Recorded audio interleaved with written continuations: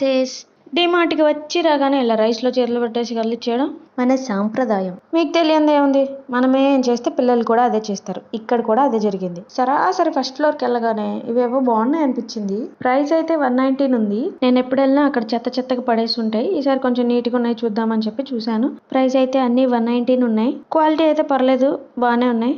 ఆన్లైన్లో కన్నా ఇట్లా డైరెక్ట్గా చూసి తీసుకోవడం బెటర్ అని నా ఒపీనియన్. చాలా మంది ఫ్లవర్ వేజుల్లో ఇట్లా ఆర్టిఫిషియల్ వే యూజ్ చేస్తున్నారని చూపిస్తున్నాను. సమ్మర్ హాలిడేస్ కదా, పిల్లల్ని కూడా తీసుకొచ్చేసినట్టున్నారు. డాడీ నాకు ఇది కొనివ్వు, మమ్మీ నాకు అది కొనివ్వు అని గోల గోల పెట్టేస్తున్నారు. ఏదేమైనా చిన్న చిన్న వంటలన్నీ చిన్న చిన్న వాటిలో చేస్తే భలే ఉంటది కదా.